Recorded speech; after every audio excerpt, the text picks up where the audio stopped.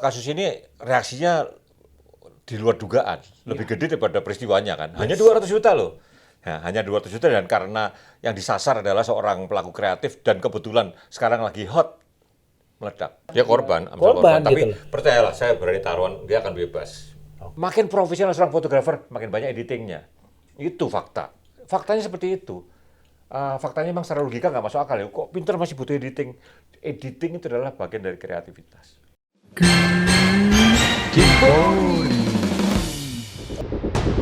Dilang sinawunday ngapincar kalkawi kerina lanai.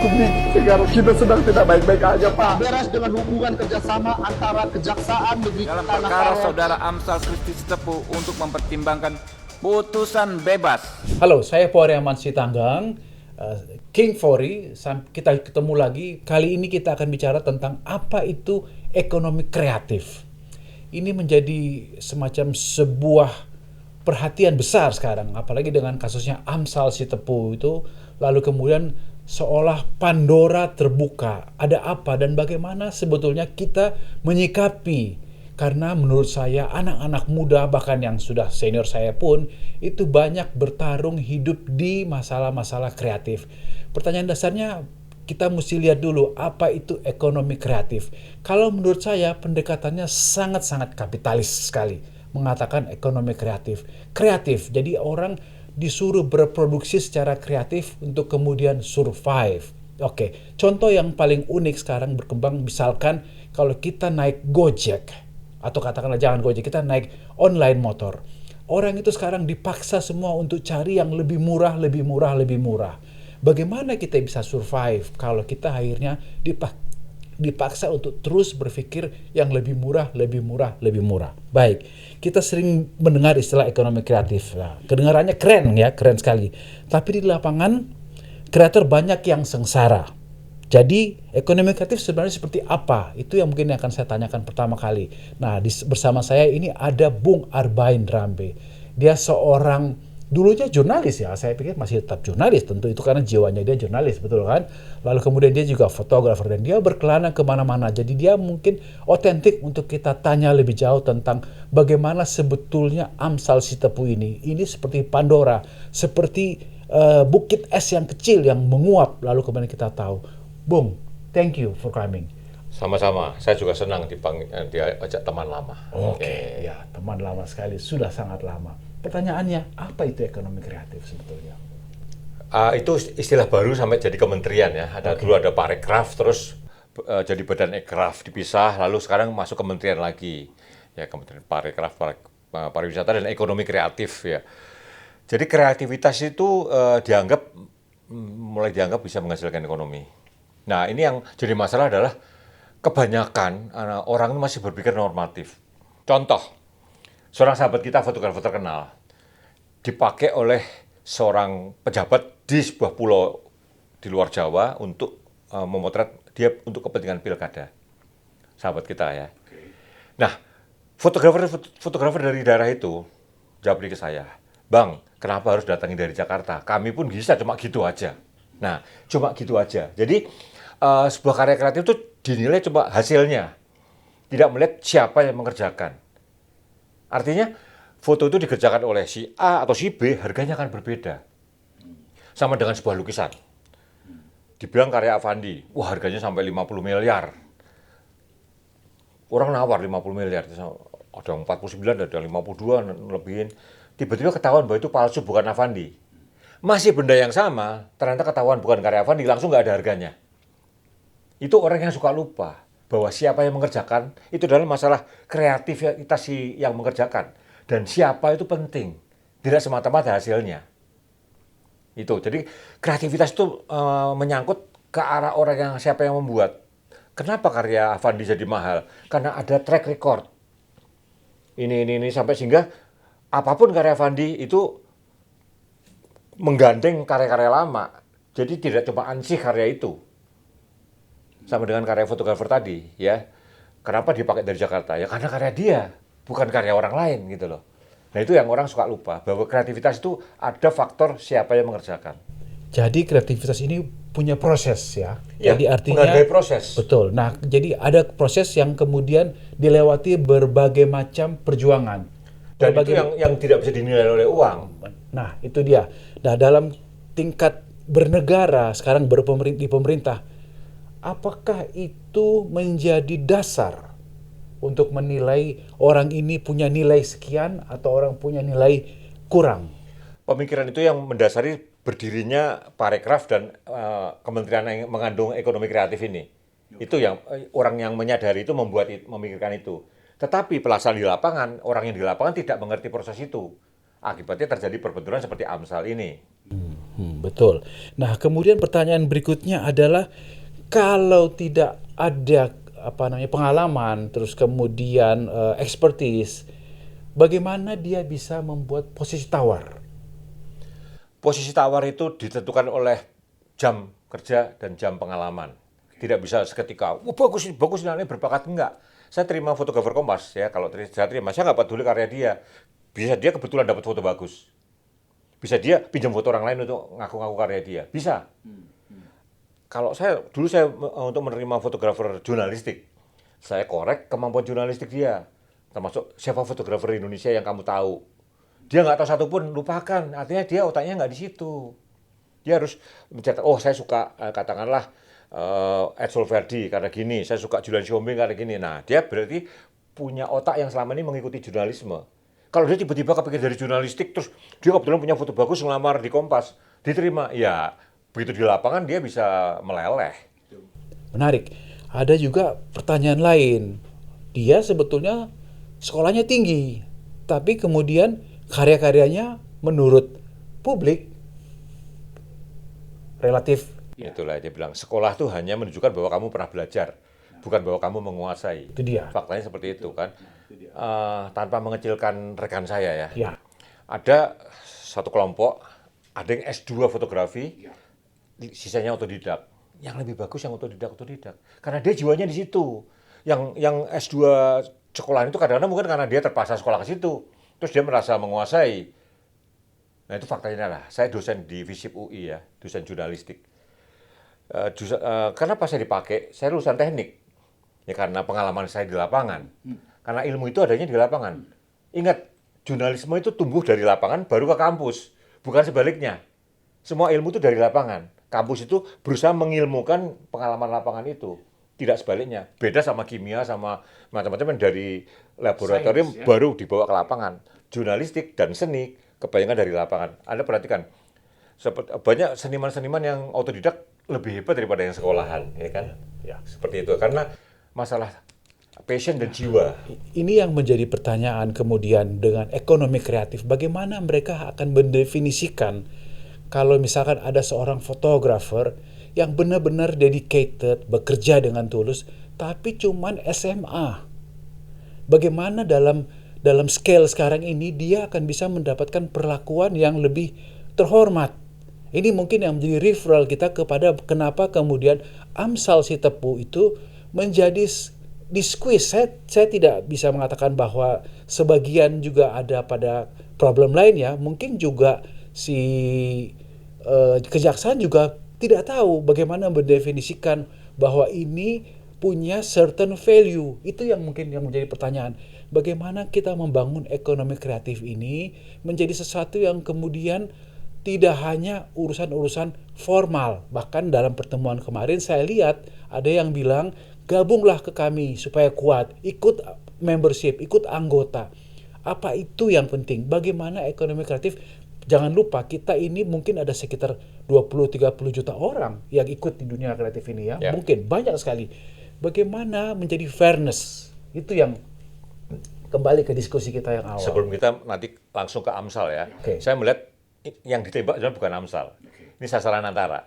Saya melihat arahnya seperti ke situ ya. Tetapi saya akan mengambil contoh, kenapa kalau orang otodidak lebih bagus daripada yang sekolahan, kenapa tetap syarat sekolahan tetap masuk? Nah, itu yang kami alami waktu saya redaktur foto Kompas ya.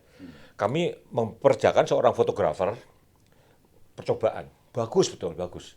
Ternyata dia tidak S1. Akhirnya ditolak. Saya kan protes. Loh, kita kan tidak butuh sekolahan dia. faktanya enggak, sistem harus dijalankan. Nah, sistem harus dijalankan. Ya, sistem harus dijalankan itu salah satu cara menyaring gitu loh. Juga penerimaan Kompas. Kenapa terus diutamakan 5 perguruan utama? Perguruan yang lain kan belum tentu orangnya lebih jelek. Betul. Ya itu cara menyaring. Metode kadang-kadang jadi kejam. Nah, tapi memang metode harus suatu cara penyaringan memang harus diambil apa boleh buat ya. Walaupun negatif lah. Mungkin kita akan ada evaluasi. Tetapi sistem memang harus dipegang. Harus S1 misalkan, ternyata dia bagus tapi nggak S1. Ya sorry, sistemnya terlanjur begitu. Mungkin sistemnya dievaluasi. Mungkin. Jadi secara natural akan ada seleksi alam yang dibuat oleh sistem. Sehingga kalau Anda cuma seorang SMA, Anda berbakat sekali, Anda menang foto-foto di mana-mana karena misalkan Anda ikut lomba di WordPress foto dan dia tidak menanyakan Anda punya background, back record, Anda nggak bisa menjadi salah satu supplier untuk pekerjaan-pekerjaan yang dikelola oleh negara. Ya, seperti sertifikasi sekarang juga. Sertifikasi, itu dia. Itu yang menjadi challenge. Oke, baik. Itu barangkali betul. Saya mungkin mengingatkan omongan Ivan Illich ya, terkenal sekali ya. Good. Sekolah itu nggak penting kan, dia mengatakan itu Betul, kan. Sampai betul. ada lagunya Pink Floyd, Betul. We Need No Ya, Education. We Need Education. Tapi Ivan Illich menambahkan kata-kata lain. Sekolah itu memang tidak penting. Tapi Anda boleh ngomong itu kalau Anda pernah sekolah. Nah, itu paradoks kan. Menarik. Ya, Menarik, betul kan? sih. Betul. Sekolah bisa tidak penting. Anda boleh ngomong itu kalau Anda pernah sekolah. Artinya sekolah itu menjadi pengalaman, guru pengalaman itu. Begitu Anda masuk, Anda punya pengalaman, Anda merasa nggak penting, aku bisa belajar sendiri. Baik, oke, kembali ke Amsal Sitepu. Ini barangkali memang betul, ini menjadi semacam sebuah gunung es. Ya, bukan gunung es, ice capping itu kalau gunung es tinggi banget ya. Jadi kalau lihat dari laut itu, dia ice capping sedikit sebetulnya, tidak banyak sebetulnya kan. Tapi dia berbahaya di bawah karena ternyata anak muda siapapun itu senang dengan dunia kreatif, mostly. Dan kita bisa melihat range-nya, tidak hanya di visual, di musik, ya kan, lalu di banyak hal. Dia menjadi semacam sebuah impian. Banyak sekali bangsa Indonesia yang bermimpi menjadi sukses. Tapi kalau kemudian ukurannya seperti yang harus dilakukan oleh yang dialami Amsal, ini menjadi semacam sebuah challenge besar. Pertanyaannya kemudian, bagaimana nasib orang seperti Amsal ketika dia tinggal di daerah? Apakah ya? Tuh, saya melihat kasus lain ya. Jadi gini, Anda lihat begitu kasus Amsal mencuat, boomnya luar biasa sekali kan. Yang bereaksi banyak betul kan. Artinya ini suatu bom yang efisien sekali. Betul. Untuk masalah 200 juta rupiah saja sebetulnya kan. Yes. Sekarang gini, saya punya perusahaan. Anda bagian pembelian ya. Ya. Terus Anda beli suatu barang menurut saya kemahalan, gila-gilaan harganya. Masa yang saya salahkan vendor? Ya. Oh, okay. Anda yang beli dong harusnya. Betul. Nah, sekarang dalam kasus ini aku curiga jaksanya ngincer yang meng-approve pembelian. Nah, itu yang. Ya kan? Logikanya. Logikanya kan? Saya nyuruh Anda pembelian barang terus gila nih harga, masa harga panci 5 juta. Masa yang salahkan vendor? Kamu vendor dapat 5 juta. Yang saya salahkan Anda dong yang beli. Ya kan? Saya melihat di kasus ini rasanya diincer adalah ini. Cuma supaya meledaknya hebat, itu dulu. Kalau langsung ini nggak bekas. Ya, oke. Nah, tapi menarik dari Amsal ini, dia coba melakukan sebuah proses kreatif sebetulnya. Dia tahu dia tinggal di daerah dan dia punya kreativitas sebagai seorang videographer. Dia harus cari pasar, dia harus mendekati orang-orang, which is sebenarnya idenya bagus sekali karena kemudian menjadi cara-cara modern mengkampanyekan, mempromosikan daerahnya. Tapi pertanyaannya kemudian terbentur kepada peraturan, kepada sistem atau peraturan yang tampaknya berlaku umum. Semua pengadaan dibikin sepertinya sama gitu kan. Itu yang si Ferry Irwandi ya, siapa namanya, yang juga bingung gitu loh. Dia bingung bahwa dia sebagai videographer, dia punya value kreativitas gitu kan. Tapi itu tidak dilihat. Kenapa bisa begitu, Bung? Saya seorang belum lama ada sebuah patung Bu Fatmawati ya, yang jahit bendera pusaka dipasang di Jakarta Selatan. Pada waktu peresmian, si seniman nggak dianggap yang buat, bayangin. Dan terus di literatur itu nggak pernah disebut itu karya siapa. Jadi karya seni bisa nggak dihargai seperti itu. Saya ngomong sama senimannya, ya dia biasalah. Kalau saya deal harga-harga patung ke kantor pemerintahan, selalu indikannya adalah semen berapa, apa-apa. Nggak pernah kreativitas itu bisa dihargain uang. Wow. Jadi semua harus dimasukkan ke komponen-komponen barang yang bisa dinilai, ansih bisa dinilai harganya. Kreativitas nggak bisa dimasukin sebagai harga. Jam kerja, jam pengalaman nggak bisa dimasukin. Itu faktanya. Ya. Jadi di Indonesia ada Kementerian Ekonomi Kreatif, tetapi sistemnya belum mendukung. Hanya orang pemikir yang membuat kementerian itu, tetapi pemikiran bahwa disuntikan ke lapangan, pemahaman itu belum. Ya. Belum. Ya. Ini juga menjadi semacam sebuah refleksi, terutama buat saya ya, ketika saya pergi ke suatu tempat di luar negeri, bagaimana dia, wakil pemerintah ini mengatakan begini, kalau ada satu kegiatan yang menurut kami punya future, kami berani chip in 30% dari seluruh proyek. Contohnya WASE. Nanti kemudian dia akan dapat untungnya ketika dia go public. Mereka chip in, lalu kemudian dapatnya hampir lebih 300%, karena ternyata WASE berhasil. Pertanyaannya di Indonesia itu, bagaimana tim Kemenkraf ini, tim kreatif ini cari tahu bahwa mereka akan mendapatkan produk-produk yang bagus, yang bisa menjadi semacam sebuah breeding ground untuk kemudian mendorong kreativitas lebih besar. Itu yang menjadi bagaimana mereka bisa bertemu Arbaid, bertemu yang lain, terus kemudian coba memframe kira-kira kita mau kemana, terus kemudian apa yang kita mesti fokus, karena kan uangnya nggak banyak, gitu kan, kira-kira gitu kan. Itu yang tidak terjadi. Jadi kita ini hanya menjadi semacam sebuah, bukan, dia menyebutnya fasilitator, tapi tidak akan mendorong breeding ground. Itu yang ingin saya sampaikan. Ngomong-ngomong, Anda ngomong WIS itu produk Israel. Iya, Nanti betul. orang jadi tidak pakai WIS. Betul dia. Betul, tapi itu betul kan, kemudian dijual dan dibeli oleh Google kan, kemudian kan WASE itu dibeli oleh Google gitu kan, gitu. Itu yang menjadi semacam sebuah refleksi saya sebetulnya, kenapa kemudian proyek-proyek ini menjadi sepertinya hanya terframe dalam konteks laporan keuangan, laporan. Bagaimana sebenarnya memvalue proses kreatif. Belum lagi ada yang mengatakan kalau kamu mau ikut tender mesti kasih 3 calon. Lalu kemudian harus dipilih mana yang terbaik. Kadang-kadang tiga-tiganya kita semua. Makanya ini membuat sebetulnya bagaimana, saya setuju bahwa kita harus mendukung proses kreatif, ekonomi kreatif. Tetapi menjadi pertanyaan besar saya, bagaimana kita bisa membangun sistemnya.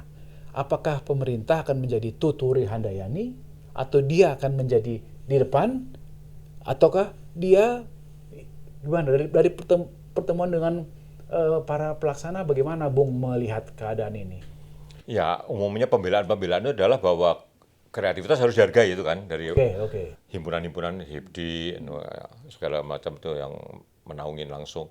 Tapi ya menurut saya memang kasus ini reaksinya di luar dugaan, lebih gede daripada peristiwanya kan. Hanya 200 juta loh. Ya, hanya 200 juta, dan karena yang disasar adalah seorang pelaku kreatif dan kebetulan sekarang lagi hot, meledak.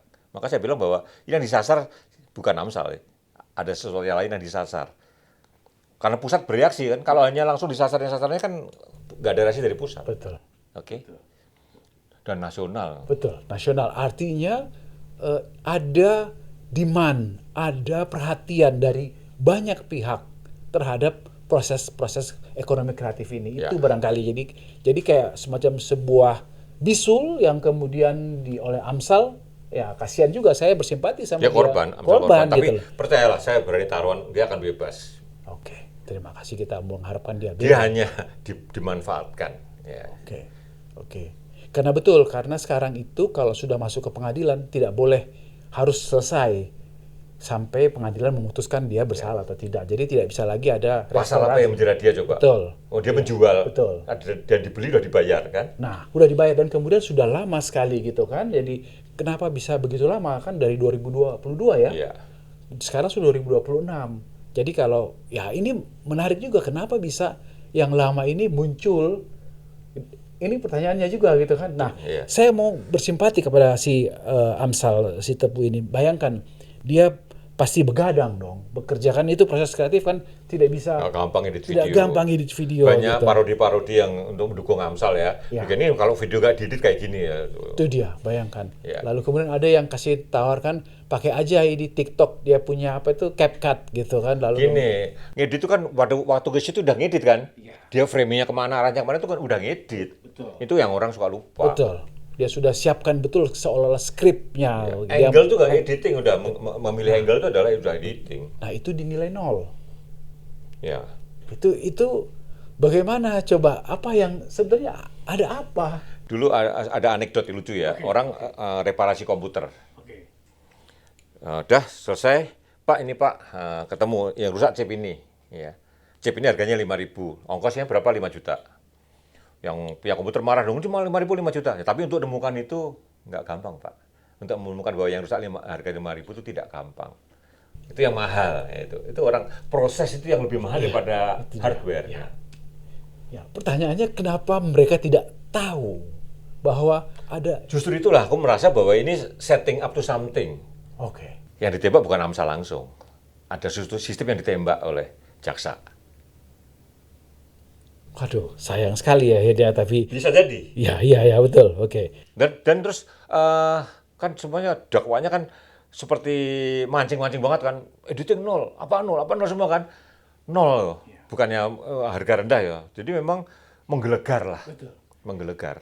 Karena kalau tidak ada editing, lalu di mana kreatifnya? Ya kan, ini ekonomi kreatif. Kalau semuanya pakai mesin, Nah, aku ingat juga lagi. Dulu ada seorang nanya sama saya, murid saya di sekolah fotografi ya.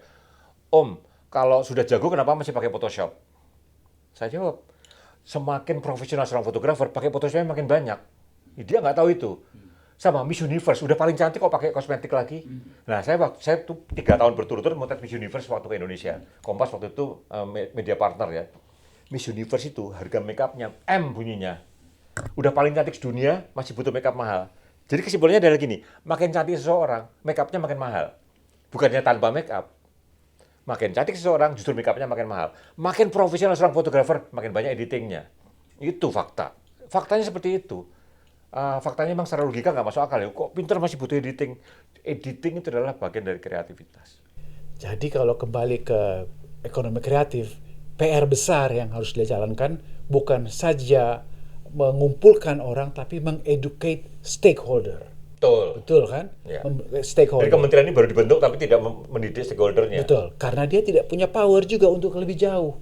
Karena dia harus berhubungan, misalkan sekarang ekonomi kreatif di UMKM. Gimana menilainya? Sementara ada aspek kreatif. Tapi kemudian dia masuk ke UMKM, ada lagi kementeriannya. Menjadi tantangan baru lagi untuk kemudian membangun ini menjadi semua ekosistem. Yes. Benar kan? Itu dia. Nah ini, oke. Jadi kita kan ngomong panjang lebar nanti dengan Bung Arbain sebetulnya. Udah panjang berarti. Panjang sekali. Kurang Jadi, lebar. ya itu setuju banget. Jadi sebetulnya apakah kita akan terjebak di lingkaran yang murah? Seorang fotografer, ya tepuk saya namanya W.S. Pramona ya, waktu itu ribut soal fotografi yang bayar seikhlasnya gitu kan. Terus ada juga akun, Anda tahu Shutterstock ya, yang harganya berapa sen dolar gitu kan. Seorang teman saya membangun suatu platform, minimum harga segini harga foto. Nah, faktanya di lapangan tuh banyak orang tidak melihat strategi pemasarannya. Itu dulu fotografi yang bayar seikhlasnya, ternyata nggak seikhlasnya, jadinya mahal. Cuma orang datang ke dia karena asik bayar seikhlasnya. Ternyata ada komponen ini, komponen itu. Seperti masuk rumah makan, nasi gratis, lauknya mahal misalkan kan. Jadi ada strategi yang dianggap itu suatu tren, padahal enggak, strategi bisnis. Ya kayak sebenarnya kayak Shutterstock itu jual murah ya. Tapi artinya foto dari handphone pun laku. Teman saya namanya Munir ya. Dia makan pecel, dipotret pakai handphone, dijual Shutterstock harga 10 sen. Tapi kalau terjualnya sampai 100 kali juga jadi $1 kan. $10 jadinya. $10 kan 16.000 rupiah kan. 16.000 kali 10, 160.000 kan. Jadi gini, murah itu bukan suatu kata tercela. Murah itu kadang realitas atau strategi. Saya jual rumah makan. Soto saya pasang murah. Orang masuk kan. Yang lainnya mahal. Dia nggak sadar bahwa minumannya mahal, jusnya mahal. Gitu. Jadi seperti itulah. Jadi murah itu adalah satu penarik. Oke. Anda ingat Harley Davidson, ingat Marlboro, ingat produk Amerika. Harley Davidson, kita ambil Harley Davidson ya. Dia tidak pernah ngomong murah. Dia tidak pernah ngomong mesinnya halus, ya kan? Mesinnya kasar, harganya nggak pernah murah. Dia nggak pernah bilang murah, dan orang tetap beli. Karena dia udah mencapai suatu level di mana harga bukan masalah. Nah di Indonesia, produk yang masih ngomong diskon-diskon itu belum masuk level sebetulnya. Dan itu tetap jadi tren. Jadi misalkan kita sekarang itu, makanya saya berharap sebetulnya dengan masuknya ekonomi kreatif ini lewat digital, lewat internet, misalkan dengan adanya marketplace, semua itu kita berharap akan ada semacam sebuah penilaian penghargaan yang lebih baik. Tapi ternyata ujung-ujungnya orang selalu menjual dengan diskon. Dan ini menurut saya menjadi ancaman besar bagi proses kreatif. Karena kemudian akhirnya yang besar, yang seperti tadi, yang dengan sedikit-sedikit saja dia tawarkan, akhirnya menjadi pemenangnya. Ini mungkin menjadi semacam sebuah refleksi kepada Amsal Sitepu juga. Karena dia punya kreativitas, dia menawarkan, dia punya konsep, punya ide, dan kemudian ketemu dengan pasarnya, lalu kemudian dia punya proses disetujui, tapi pada akhirnya dia seolah-olah terjebak dengan urusan harga-harga itu. Ini harga itu bagaimana juga akan jadi penentu akhir ya, faktanya. Karena ekonomi dunia makin sulit ya. Orang mutu itu penting mutu ya. Yang penting bagus. Itu hanya orang kaya yang bisa ngomong gitu. Begitu kita masuk level yang pas-pasan, harga akan lebih menentukan daripada mutu. Wow, oke. Ini menjadi closing saya. Jadi ini barangkali refleksi kita, betapa kita di tengah hantaman perubahan ekonomi yang begitu cepat. Sekarang dengan adanya juga perang di Iran, Israel, US lawan Iran, kita akan menghadapi banyak sekali challenge dalam upaya kita untuk survive. Jadi bagaimanapun juga kita memang harus menimbang-nimbang betul, dan ini barangkali menjadi menantang juga untuk teman-teman yang bekerja di dunia kreatif, kira-kira begitu ya. Tapi kita berdoa, jadi mudah-mudahan ada semacam sebuah streamline yang bisa kita lihat sehingga kemudian orang tidak deg-degan, takut ini bagaimana, lalu kemudian jangan sampai saya dengan Arbain misalkan diadu oleh satu institusi untuk adu-aduan harga. Itu juga menjadi challenge karena akhirnya saya dan dia yang bersahabat bisa juga jadi bermusuhan karena pada tahun 90-an ya, Mas Darius Riyadi senior kita itu menggabungkan profesional fotografer bergabung.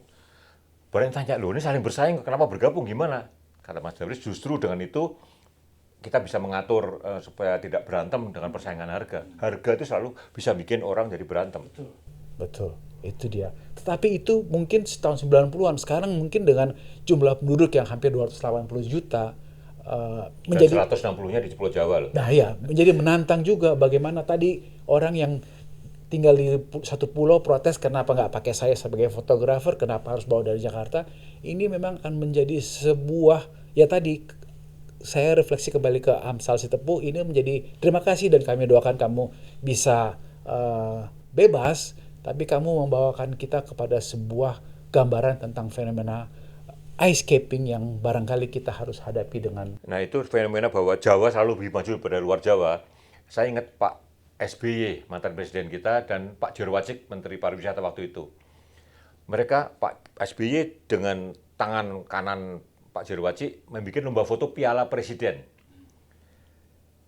tentang pariwisata Indonesia. Dan luar biasanya idenya adalah, kalau fotonya tentang Bali, harus KTP Bali. Dengan begitu memangkas dominasi Pulau Jawa. Dan dari situ muncul fotografer-fotografer dari Papua, dari Lombok, muncul semua. Dan sampai sekarang yang dari Papua dan dari Lombok itu masih pentas di permukaan ya, gara-gara lomba foto itu. Kalau dibiarkan orang Jakarta boleh motret Raja Ampat, boleh motret apa untuk lomba, yang menang Jakarta lagi, kita tidak akan pernah maju. Salut sama Pak Jerwacik dan Pak SBY. Itu mungkin jadi satu poin yang perlu jadi konsideran. Jadi ada upaya memfasilitasi lokal, tapi juga ada upaya mendapatkan the best-nya dari art. Oke, kira-kira itu dari diskusi kita. Kita akan jumpa lagi di podcast King Polri berikutnya. Saya Polri Aman Sitanggang, saya King Polri, saya ucapkan terima kasih sekali kepada Bung Arbain Rambe yang sudah mampir di studio. Terima kasih juga sama Polri Aman. King Polri.